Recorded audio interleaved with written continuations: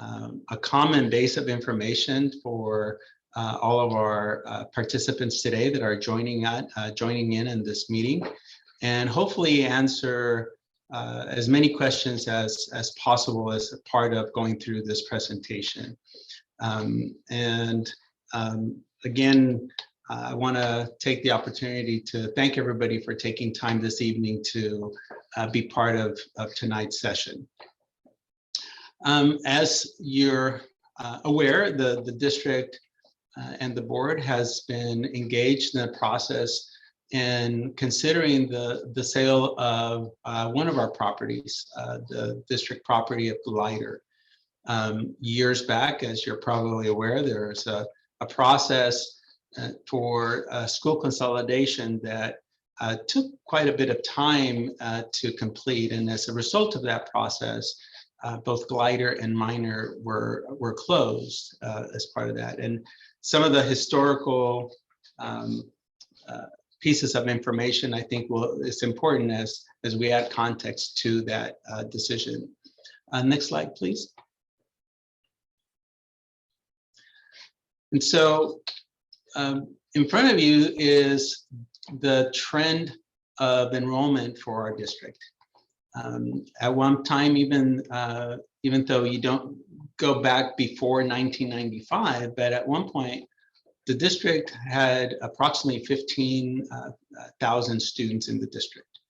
And over time, there are a number of schools that were closed, and the most recent, of course, Minor and Glider. Prior to that, around the year 2000, there were some additional schools were closed. But you can see that over the course of many years, there's been a trend of enrollment decline for the district, which ultimately, again, led to the board going through the process of identifying possible school closures back in 1997-98. Now, questions surface around, why are we going through this process and not maybe other districts, and what's different for our district and other districts? Next slide, please. And what's important to note is that this is something that is not just impacting our district. In fact, it's impacting the majority of districts within our county and many districts across the state. In front of you is an EdSource article that was written by Mr. John Festerwald in mid-October that talks about the projected drop in enrollment and some of the challenges that go along with that. I'm only going to highlight a couple of areas of that EdSource article, but we're going to post the link to that so you're able to read the entire document, because I think it's important to build context beyond our district and what is impacting many, many districts in our state in regards to enrollment drop and the impact of that enrollment drop on budgets.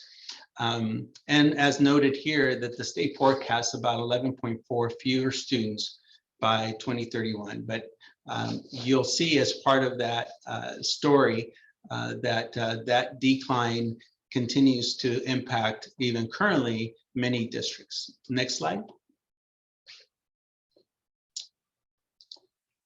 So there are a number of factors that the article identifies. So one of them, slow population growth. And you see that back in the 60s, California was growing at a rate of about 26%. Between 2000 and 2010, it slowed to 15%. Then 6.5% in between 2010 and 2020. And most recently, there is a net migration loss of negative 0.5%, which again is consistent with what we're experiencing here in our district and in our county in terms of enrollment loss. Next slide. Other factors that are identified, aging population. Again, in the 70s, median age was 28. In the 20s, it goes up to 38 and projected to go up to 40. Now, why is that significant? As our population average or age of a population increases to a higher number, then there's less students or less folks that are in the lower population that then of course are the school age children, and there'll be some figures related to that later in the presentation. Along with birth rates, again, significant change in the number of births that we're seeing.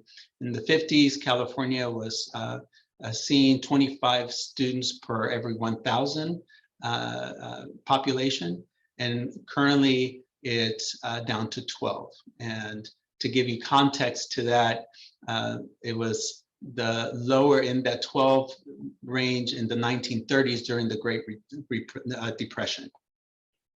Another factor that the article identifies is delayed marriage. In the 20s, for the first time, the average age of marrying was over the age of 30. Again, I think that opportunity or the window in terms of families having births coming later, and again, as the prior birth rate numbers also indicating that there's less students or less children, less birth rates that are associated with our population. Next slide. Just to cite another source, a more local source, even within our local context with the Mercury News. This also a recent article in November 10th that talks about Cupertino and school closures. Next slide. And again, the article talks about some of the reasons related to enrollment loss, and the multiple reasons, which include, as noted in the previous EdSource article, declining birth rates, and also a decrease in residents under 18. Again, as the population average increases in terms of age, then the school age average of students also decreases as well, with a decreasing birth rate. It also talks about the migration across states out of California, and identifies factors that I think we know are real here in our Bay Area, and the struggles of families to be able to afford to be able to live here as well. And so it also identifies that over the next 10 years, a projected loss of over 500,000 fewer students within our state demographics. Next slide, please. It continues to talk about specifically the Bay Area, and it identifies that there are some counties that are certainly going to be impacted more than others, and identifies our Santa Clara County as having the 5th largest enrollment drop in the state over the next 10 years. Next slide, please. This is, again, as part of that article. It's a quote from our county superintendent, Dr. Marianne Dewan, that again highlights and reemphasizes some of the difficulties of, one, the pandemic, and then also a countywide drop in enrollment, and the challenges that, again, that family have in terms of finding affordable housing, and then the impacts of the ability of individuals being able to work from home for probably comparable pay, but living in more affordable areas. And so the superintendent identifies approximately 10,000 students less this year in our county between 2021 and the school year. Next slide. Questions about, well, if there is a sale of the property and the glider property and there's housing there, wouldn't that create challenges in terms of being able to house students that may be generated from that housing? And anecdotally, also families indicating that as homes are sold, then there's turnover, and there's students, school-age children that are moving into into our communities, into our district. But as you can see from this slide, and this was information was part of the School Consolidation Committee work in identifying available classrooms at all of our schools. And then on this slide, it shows the enrollment back when the school consolidation process was ongoing. Next to it, it shows our current enrollment for each of the current schools, and then followed by the max capacity. And so if we use the available classrooms in our various schools, what would be our capacity at each of those schools?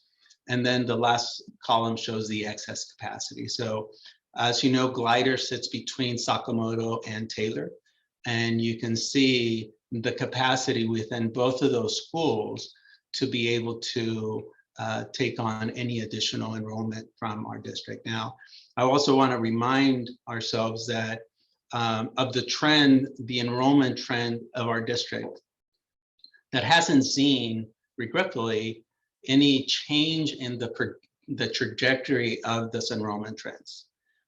From year to year, the enrollment trends have consistently been in one direction, regretfully. And again, as the two sources cited previously, this is something that is not unique to our school district.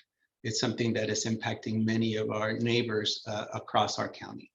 Now, one question that also surfaced, again, in relation to why are some schools able to manage these circumstances better than others? And within the California state system, there are two types of districts. There are basic aid districts and then base revenue districts. Base revenue district like ours receives our base revenue, or our initial apportionment of revenue for our schools based on the tax base of our within our district. And the state has a minimum guarantee of funding for all schools. And so anything that is remaining that is not collected by the tax base in the district within our boundaries then is made up by the state. And so currently, we receive approximately 40% of our funding from our local base of our tax base within our district. The remaining is funded by the state. It also depends on enrollment. And so as we have less enrollment, then we still collect the same tax base from our local taxes, but the state then reduces its commitment based on our enrollment or our average daily attendance for our district. Now, the impact of that, of course, is as our enrollment decreases, then the commitment from the state decreases for funding. Now, which is very different than a basic aid district. And in our county, we have a number of very high wealth areas that are called basic aid. And so for those districts, they receive that minimum guarantee of funding by their collection of their local taxes. And so they don't rely on funding from the state to get to their minimum guarantee. And in fact, our basic aid districts, what makes them basic aid is not only do they achieve their minimum guarantee, but they surpass that guarantee as well. And so anything that they collect above and beyond the minimum guarantee, then that's part of their base, part of their funding. And so as enrollment decreases for basic aid districts, there is no financial impact for their budgets because they're achieving their funding solely, primarily based on the local tax base that they're collecting from within their boundaries of their district. And they're called basic aid also because even though they collect well above the minimum guarantee that base revenue districts like ours receive, The state also gives them a basic allocation of additional funding of $150 per student, even above what they already collected. That's above what we collect as the minimum guarantee.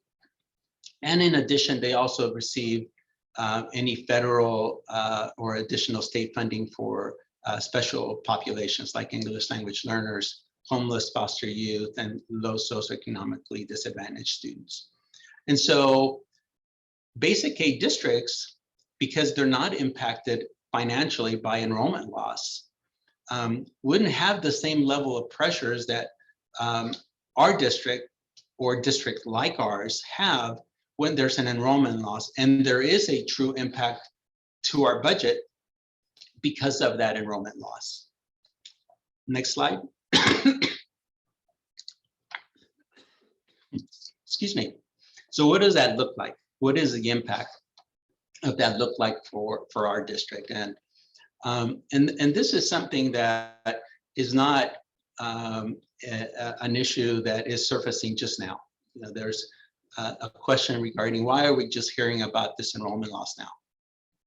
Well, this enrollment loss, again, has been communicated over a number of years and very explicitly during the time when there was school consolidation as part of that process that signaled and shared in very open public settings the impact that loss of enrollment has had on our district, not just because of loss of revenue, but also running facilities that are not at their optimum capacity.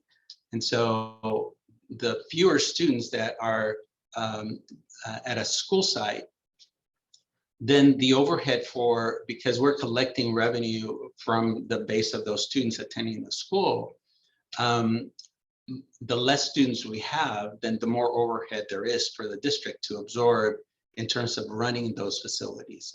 And so you can see, again, over a number of years, the last 3 years that are based on actual enrollment loss, the impact of that enrollment loss year in and year out.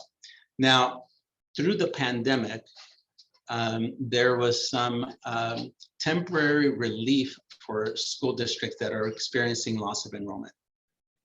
During normal times, districts that are losing enrollment are able to use the prior year's enrollment, or ADA, average daily attendance, as the means to calculate the revenue for the current year.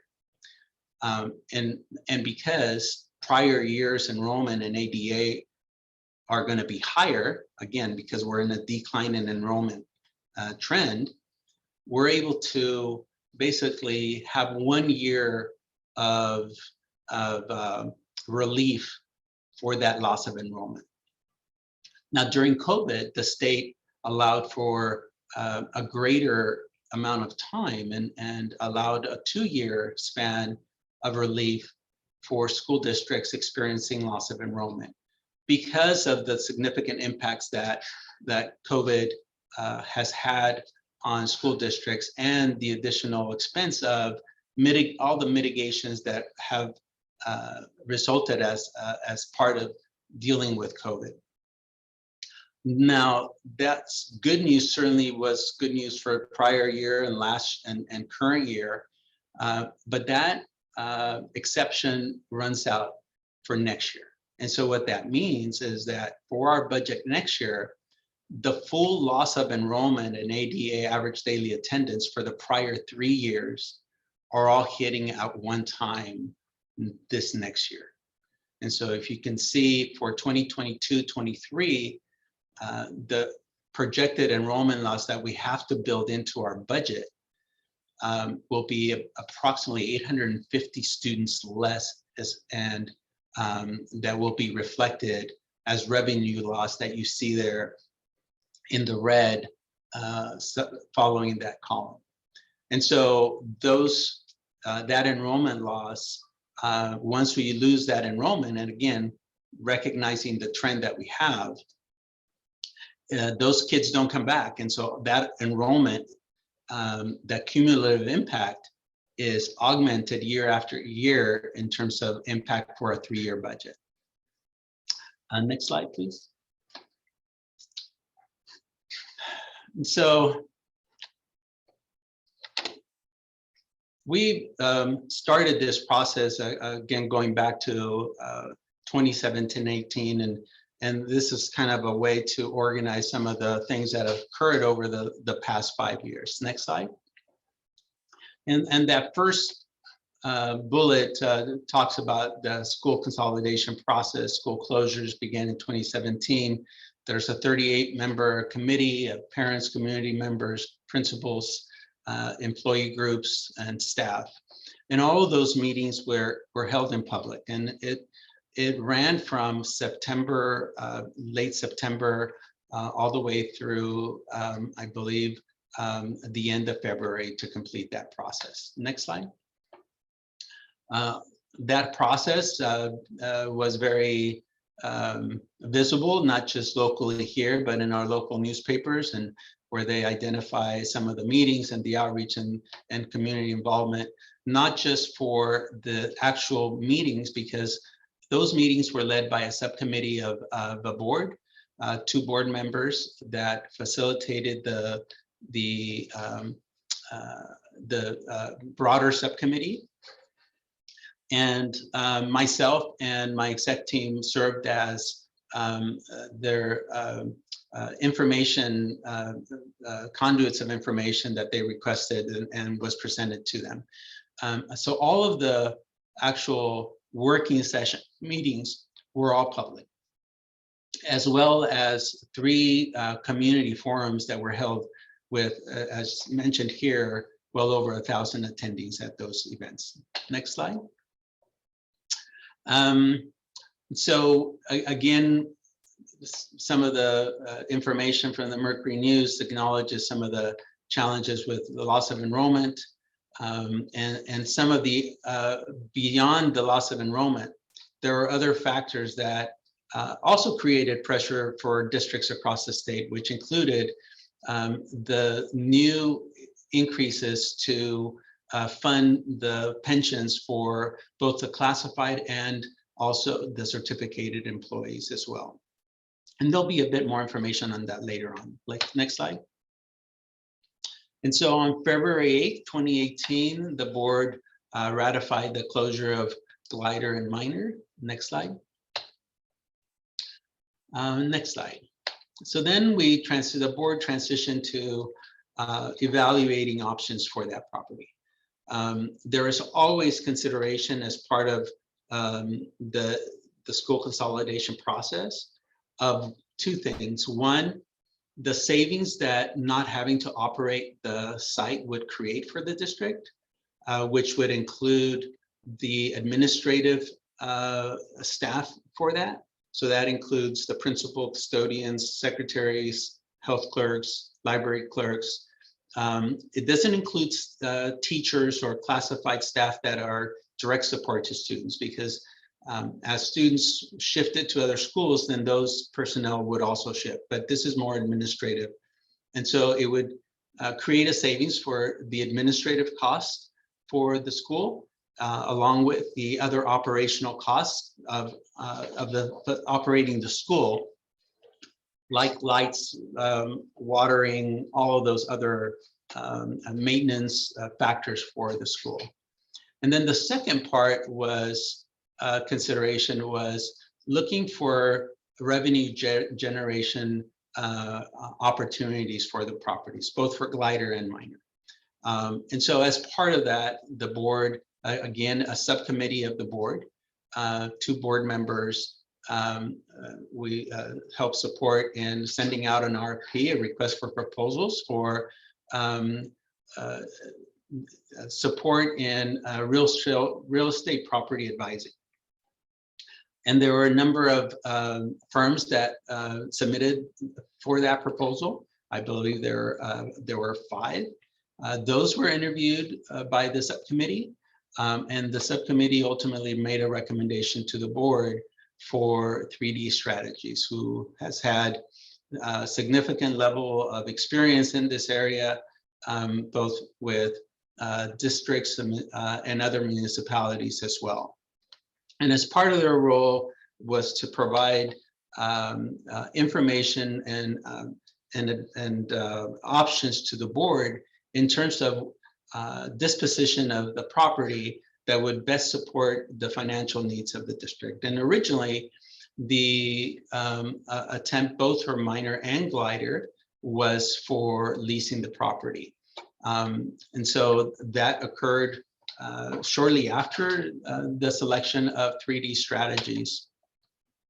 And as part of that, there was, and it will be mentioned later on as well, there were consideration of not just the school sites, but also the district office, which was a question that surfaced, why not look at the other properties like the district office and possibly transfer it over to the glider property and instead of selling the property as well, and consider selling the district office property that is not within a community itself.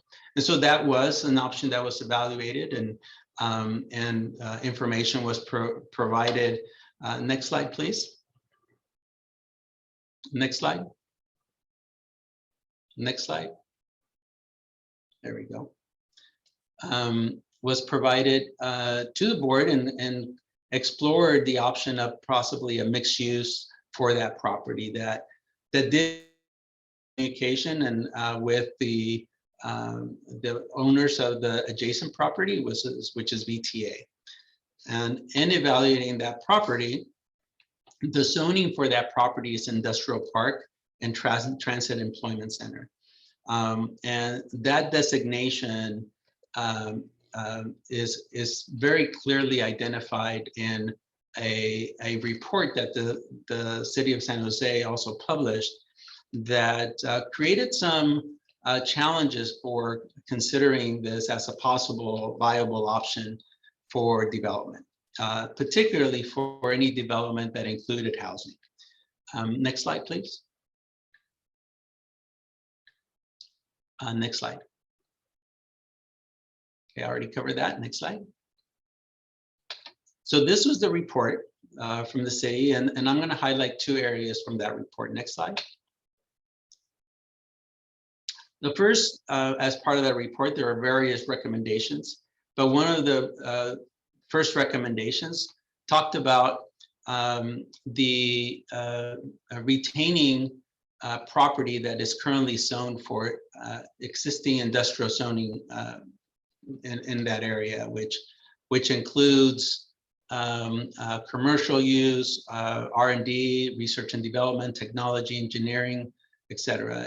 And so what it talks about is that these type of areas within our district that are classified in this designation provide job-rich opportunities for the community, and that converting those areas would not provide a greater benefit for the city. Next slide, please. An additional recommendation from that report also talked about resisting the pressure to rezone for housing specifically. And it talks about that in particular, that converting and pricing out the areas that are zoned for zoned as industrial park or transit employment center areas would not help sustain jobs within our city. And in fact, it says manufacturers in particular that to sustain the very jobs held by those we aspired to build affordable housing for. And so so that it talks about resisting the pressures to build additional housing for this specific area of zoning. But even beyond that, just the idea of relocating all of the infrastructure within the district office and the corporation yard to, let's say, a school site we also explored additional challenges. We have 20,000 gallon diesel tanks and fuel and gas tanks there. We have a industrial level auto repair shop with specific lifts and exhaust fumes for buses, large vehicles. We have a commercial sized print shop, also custom freezers for our food service for our entire district. And you see some of the other things listed there that are significant parts of the infrastructure of the district office and the corporation yard that would make it challenging to relocate. We have solar panels, and then the most significant, I think, as well is the codes when all of these were built are very different from back then than they are now. And even our ability to transfer all of this infrastructure and build out all of that infrastructure based on current codes and current building requirements would really be also very cost prohibitive, and particularly for, as an example, the 20 gallon, 40,000 worth of underground fuel within a school, a residential community would create significant challenges in even being able to explore that option. Next slide, please. Next slide, please. And so that kind of shifts us over to the process around the 7-Eleven committee. Next slide. So the 7-Eleven committee was established again in early 2019. And there's a specific composition that is required for that, which was met as we established the board, identified and established that committee. Next slide, please. And the 7-Eleven committee was tasked for looking at the feasibility of uses for district-owned properties, and specifically for George Minor, the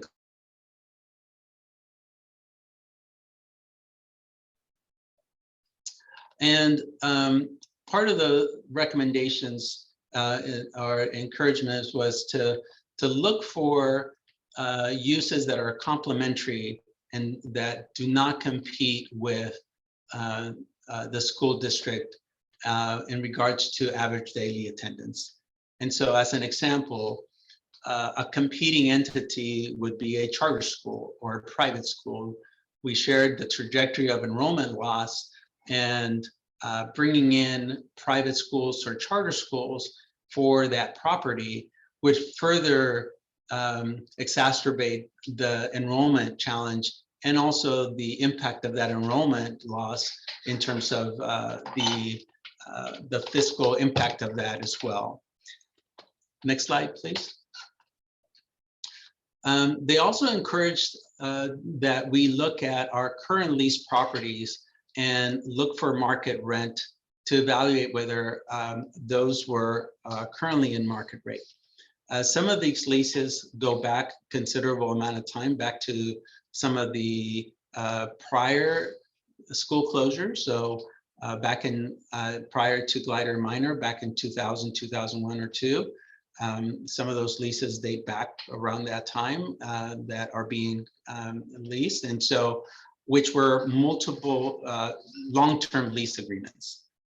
And so there are different benchmarks on when we're able to renegotiate terms for those agreements. And so fortunately, many of those came to, the timing came where we're able to reevaluate and the current lease agreements. And we did re-benchmark all of our existing lease agreements with the tenants of other properties to market rent, market values for those properties. Next slide, please. Now, and this was actually, and this was already covered in the prior slide, but this, the 7-Eleven committee also gave guidance or encouragement to explore the district office as a possible option for development. And of course, I already shared some of the information related to that option that was explored. Next slide.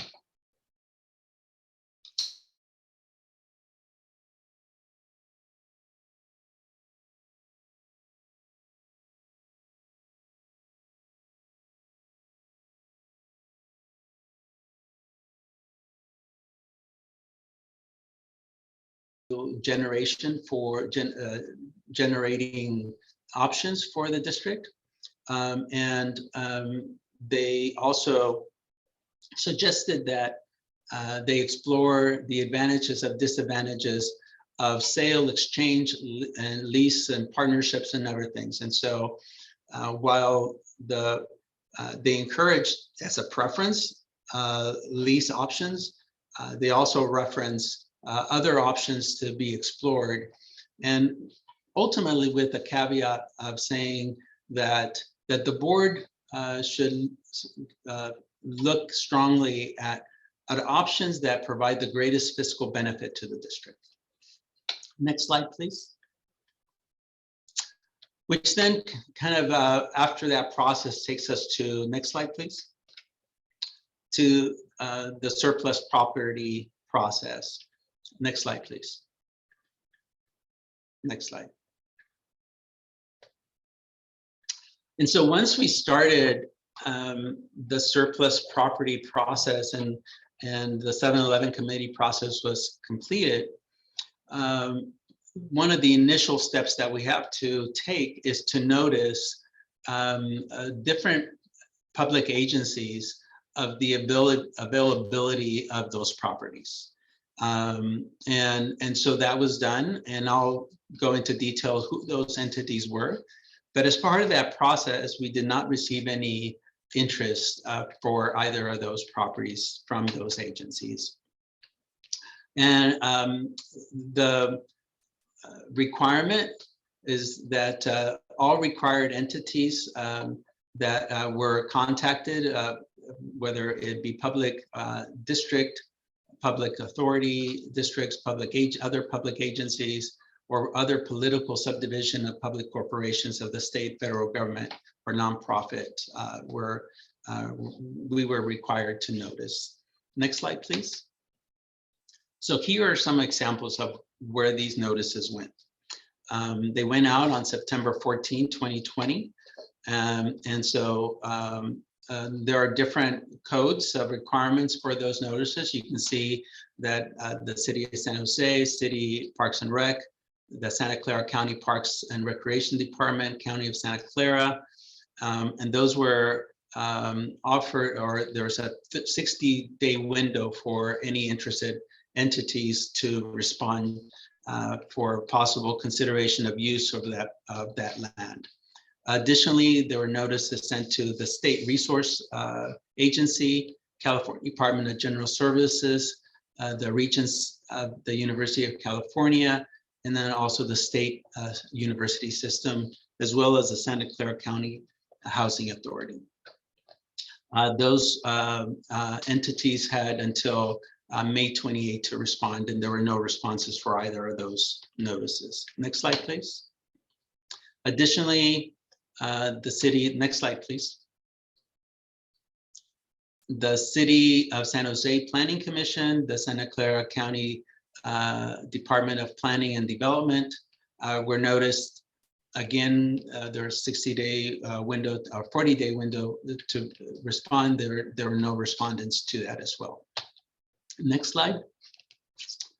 And then lastly, there was notices, required notices to go out to our SELPAs, which offer services for special educations within our county, both for the Southeast SELPA, which is the SELPA that we belong to within our district, and also the Santa Clara County Office of Education SELPA Administrative Unit. There was no respondents to those notices either. And the notices were posted, San Jose Post Journal, on various dates, and again ran for a period of 60 days, March 12th, March 12th, March 5th, March 12th, and March 19th. And they all ran for a week at a time. And so other than the city of San Jose, they did come for a tour of one of the properties, the glider property. But then that they did not show interest on the property, and actually they toured the glider property.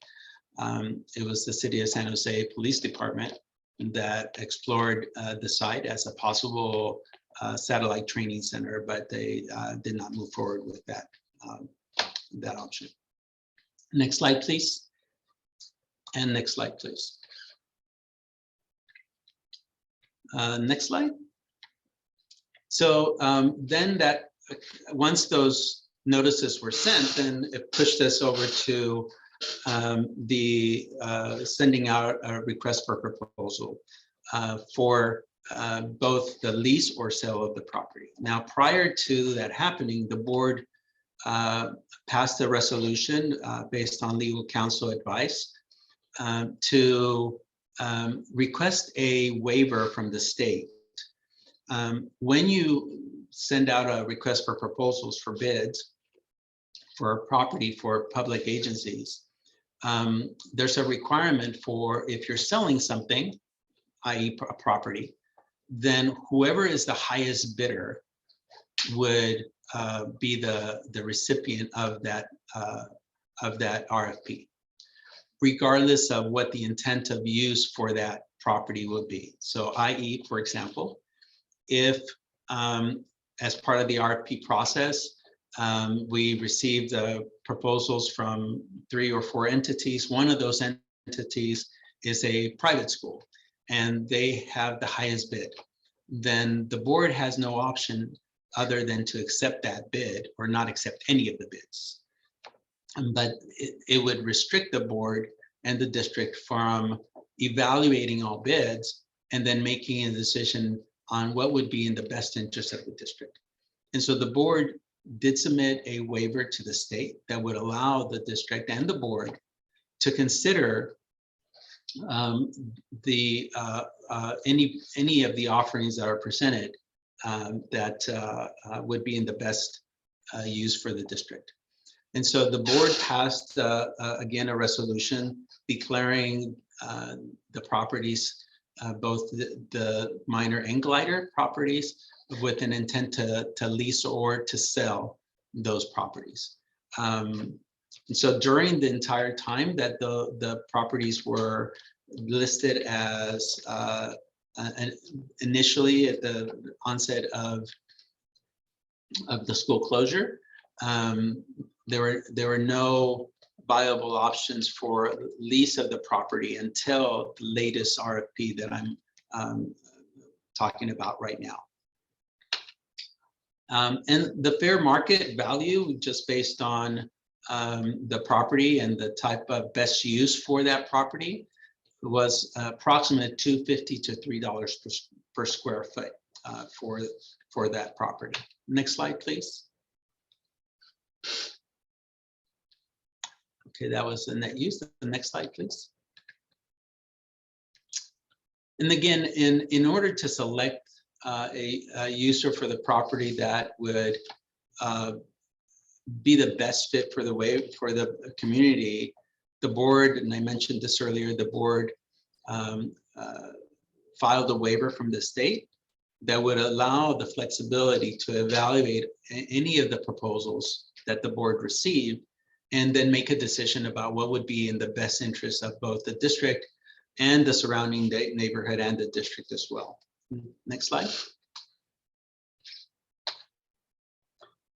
And so absent, go back one, please. So absent that waiver again, then the district would have to award the bid to whoever the highest bidder was. And so as part of the evaluation of the proposals, there was one entity that was a lease proposal However, that was significantly less than the market rate for that property. And then a for-profit entity also submitted a lease proposal, but as part of that proposal, it requested millions of dollars of facility upgrades to the property as a condition of potential interest for the property. Next slide, please. In addition, there were 4 other bids that were submitted by developers, and the 4 offers that were submitted to purchase the property were with the intent to build single-family detached homes.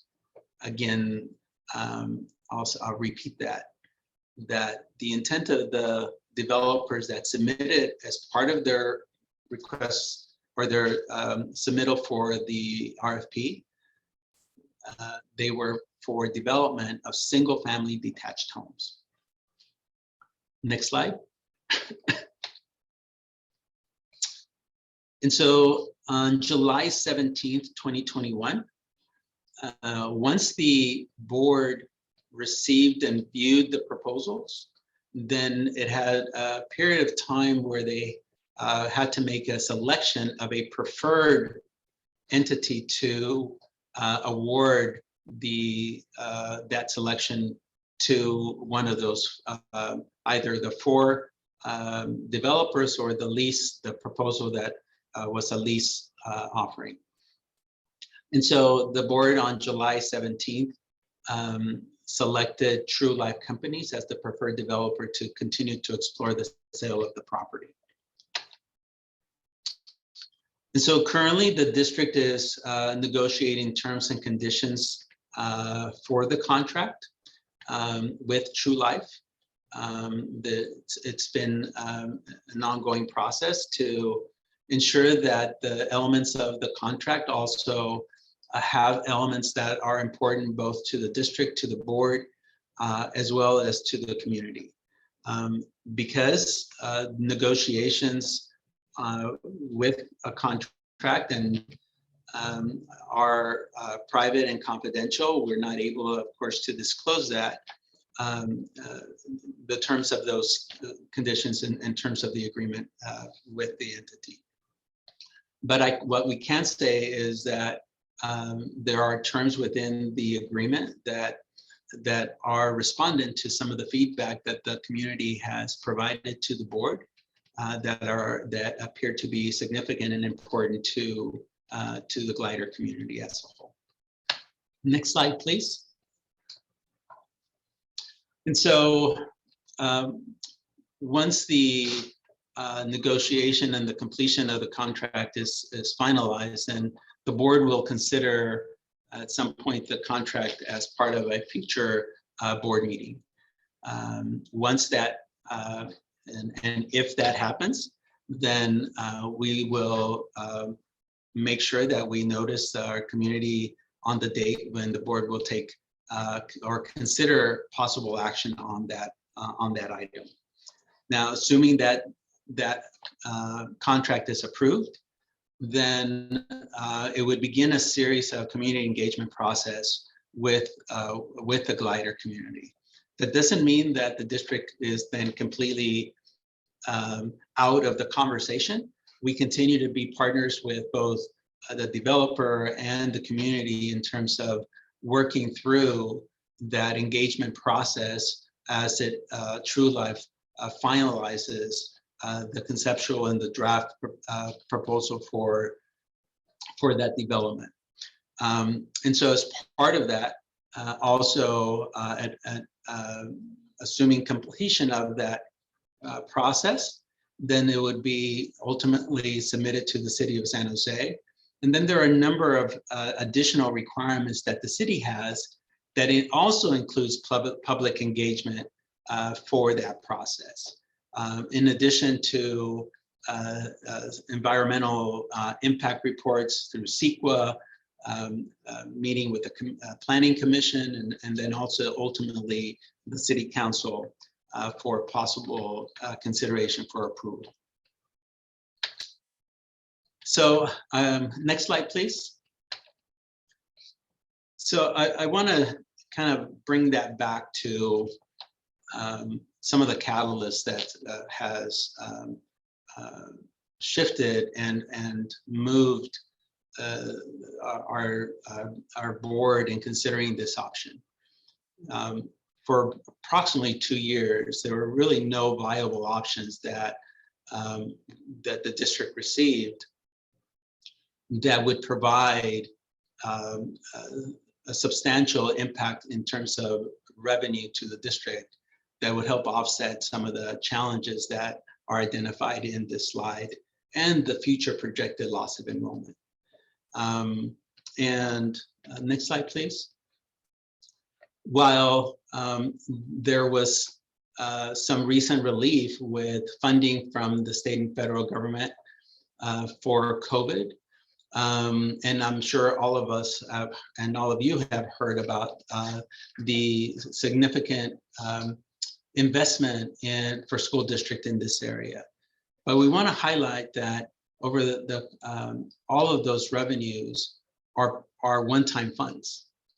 And so you see the awards there and fairly substantial in 2020-21 last year. You can see the amount that we expended in and working through all the mitigations related to COVID-19 and ultimately to prepare to open in person this year. And these funds were intended to be utilized over the course of several years. They were, there's expiration dates per se for when we need to expend these funds. And the district, and as part of the approval process that our board undertook as part of this, these awards, was to make sure that this also was spread out over a period of time, because we're going to be dealing regretfully with the impact of COVID, not just this year. These are going to be some areas that will continue to need support and funding to address and mitigate some of the impacts of COVID-19. As part of this year, as one example of the requirements for our district, all districts in California, even though the mandate was for all children to return back to in-person instruction, there was an option that allowed for a modified independent study option for families, which in our case required us to hire approximately 13 additional teachers to work with families that chose that option. And we don't know whether that is going to be just for this year, or if that's going to be a condition or a circumstance that will carry forward. So as part of that new setting of instruction for families that chose that option, we also had to, by curriculum licenses, make sure that all students had the proper access to technology and internet connections, et cetera. And so that's just one brief example of many other areas and of some of the ongoing impacts that we'll have over the next several years. But all of these resources expire. They're not ongoing. And so if you can go back to the previous slide, please. Previous slide. The previous slide.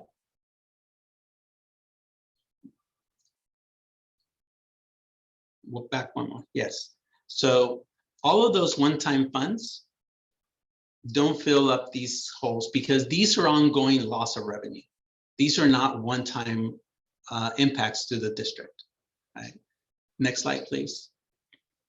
So these resources that we were receiving are specifically to deal with impacts of COVID-19, but they expire. They don't go on ongoing. Next slide, please.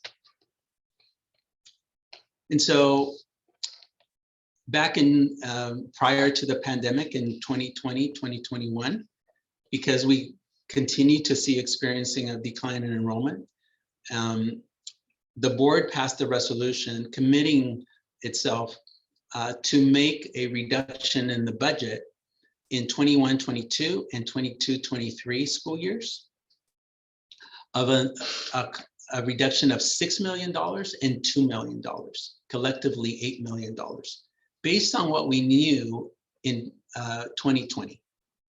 Now, the impact of COVID, as you saw in the previous slide, increased our projected and loss of enrollment from approximately 228 to over 400 students. So it doubled. And so the impact in terms of just 1 year impact is significantly different.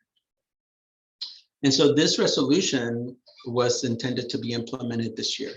But because of the COVID relief funds that do hit our budget, then that helped us present a positive certified budget to the county for the 3-year picture.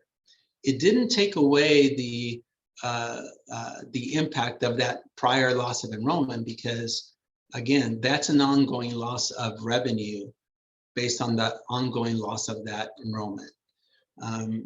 Next slide, please. And again, this is just some of the more detailed look at that area. Next slide. So the district has been, and if you go back to the article, both the Mercury News and the EdSource, they'll talk about some of these challenges that are not just facing our district, that are facing many districts, particularly in high cost of living areas like Santa Clara County and other areas that are high cost of living. But some of the enrollment loss, of course, is creating the most significant impact. But also, when you live in a very expensive area, there's pressures for our employees to be competitive and to have salaries that allows them to be able to live here and to allow them to work within somewhere in proximity to our district. In addition, the state in 2013-14 shifted the burden of responsibility for funding CalPERS and CalSTRS, which is the state retirement system for our employees, from an 8.25% percentage based on salary back in 2013 to now it's close to 19% of salary going to the state pension system. And that's for our teachers, for our classified staff, our support staff, that's will go up to approximately 26 to 28%. And so the shift from 8.25% and 11% to in the 20s and the high 20s in terms of additional costs over time really also compound the impacts of enrollment loss and the challenges around being competitive in our area. Additionally, our special ed population, while our enrollment for general ed students have been declining, our special ed population has been increasing, has been growing, which of course, because they have special needs, it is more costly for us to provide service for our special need families and community, special needs students. And we continue to make investments to the use of our instructional materials with Common Core. We also tried 2 attempts in 2018 and 2020 for a parcel tax that would create an ongoing, at least for a period of 9 years, of revenue that could help offset some of these challenges. In both of those cases, those attempts did not fail. In 2018, it was less than 1% that we needed to pass it. And in 2020, it was significantly less, or there's a greater difference in being able to pass that. And even though over the period of 2017 moving forward, there's been ongoing changes to our budgets in terms of expenditure reductions and also revenue generating implementations, but none of it to be able to keep up with the loss of enrollment and increasing costs to do business in this very expensive county. Next slide, please. And so back when the board passed the resolution, and it was contemplating, because the resolution was required by the county in order for us to meet our 3-year budget obligation. And as part of that, the board explored options to reductions that could make up the 6 million and 2 million reductions for our budget. Here's just a list of some of the things that were previously considered as possible reductions.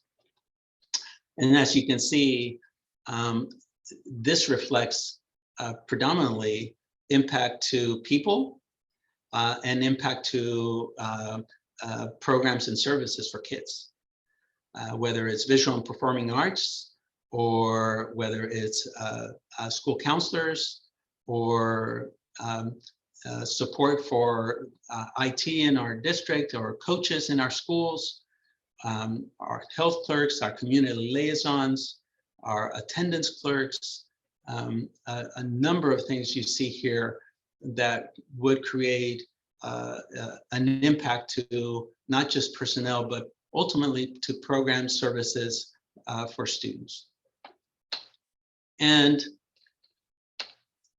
really, as kind of conclusion to this, it's about this option that the board is exploring. It's about providing as many opportunities, as many tools as possible for the board to not have to make challenging decisions that ultimately could impact in a very significant way the experiences that our students have in our classrooms. You know, as you can see with our enrollment, we've lost a comparable level of enrollment loss from the last 3 years to prior to leading up to the school closures, close to 1,000 students, which if you look at our average schools in a prior slide, we have a number of schools under 400, which could easily represent 2 schools, which could easily represent, especially when we're talking about millions of dollars of impact, that could change significantly our experiences for our students. And that's ultimately what the board is looking for, as many tools and options as possible that can help our district provide time to continually look for either expenditure reductions or other revenue generating ideas that wouldn't require us to explore increasing class sizes for students, to explore possible school closure again, to explore reducing some of the things that ultimately kids are excited to be back to school, like music, like after school sports, like art, and other activities that create you know, really joy for our kids and our students and families in our district. And so this consideration is not in isolation a topic or an issue that is resident to just the Glyer community. It's more holistic than that, because the potential impact of not being able to meet our financial obligations and having to look for significant reductions in our budget because of the challenges of loss of revenue would require our district to either make very significant decisions around program services and personnel, or turn over the district to the state. And when that happens, then the state has one goal, is to make the appropriate reductions to present a multi-year budget that is balanced. without consideration and input from bargaining units, without consideration from the community, without consideration from the board. Their role and job would be to look at what goes that is not part of the base program of K through 8th grade instruction. And so that has also been a motivating factor for our board to ensure that we continue to have the opportunity to make local decisions that would allow us the benefit of our district, our board, our community making decisions that minimize or eliminate the impact to what happens in our classrooms with program services and also with our personnel.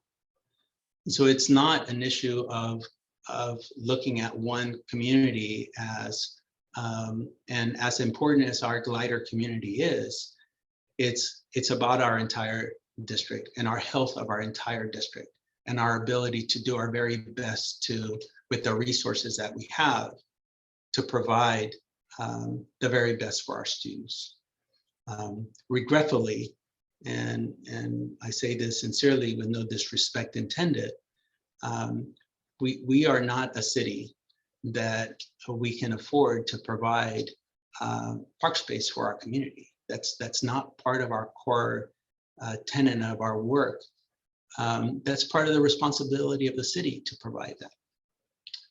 And so we can't leave a property that has value in a way that one continues to cost the district money to maintain, and then two, lose the opportunity to give tools to the board to continue to support and ensure that we stabilize what we have or improve what we have in terms of our program services to our students in our community as well.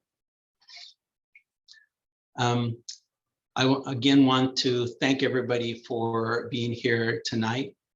There are a number of things that I mentioned as part of my presentation that I hope also address some of the questions that we've been receiving. I want to thank everybody who have submitted that as well. Again, we continue to, and I know our board, and I'm speaking on behalf of our board and myself, we continue to be committed to ensuring that the health of our entire district is at the forefront of the decisions that our board makes and that our district makes. Thank you again, and have a wonderful night.